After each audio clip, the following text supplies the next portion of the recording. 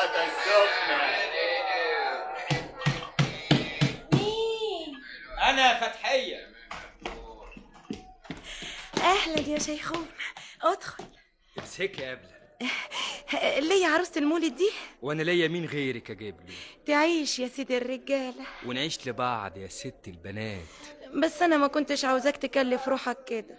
مفيش كلفة ولا حاجة. العروسة المدندشة دي كلها بحتة ب10 فقط لا غير.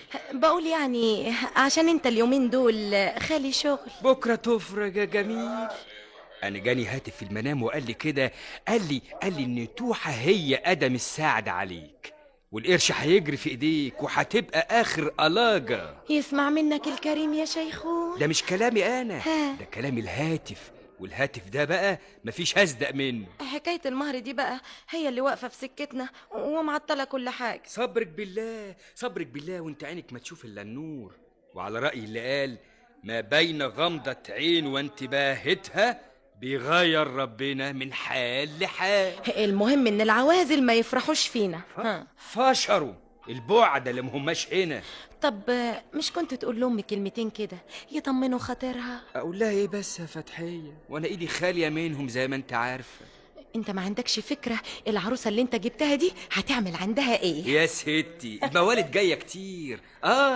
مولد الحسين ومولد السيدة وغيرهم، وليك عليا هجيب لك في كل مولد عروسة.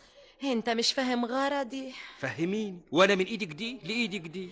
مثلا تفتح معاها كلام في المهر. اتكلم في حكاية المهر وانا كده على فضل كريم؟ ده كلام يا شيخون، والكلام ما عليهش جمرك زي ما بيقولوا. هي فين امك امال؟ فضلت خيرك، راحت تودي سلطانية مفتقة عاملاها لمرات واحد بيه. حقها تتساهل شوية في حكاية المهر دي، مادام ربنا مسهلها لها وبتكسب كمان من مفتقة فوق الدلالة. لا، اللي حكاية المهر دي انا ذاتي مرضهاش لنفسي ابدا، عشان ما تتكلمش عني اللي تسوى واللي ما تسواش. معاذ الله، انا ما بقولش نتجوز بلوشي. انا بحث. انا كمان مرضلكيش. اسمع كده. في ايه؟ يظهر امي رجعت. هي امي، انا عارفه احس شبشبها. اقعد انا بقى على الشلتة بسرعه. انت هنا يا شيخون؟ جه سأل عليكي ياما وجاب لي معاها عروسة المولد اهي ياما. حلوة يا اختي.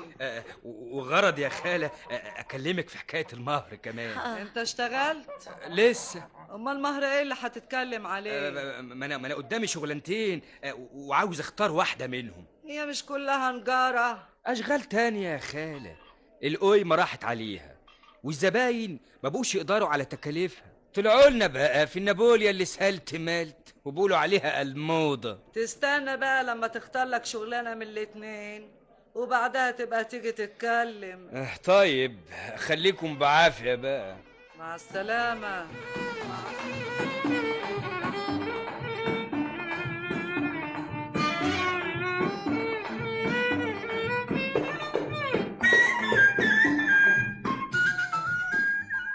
ازيك يا نعومة؟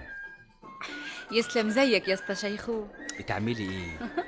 زي ما انت شايف بفرز اللبان الصغير من الكبير. وبكامل وقية بقى اليوم.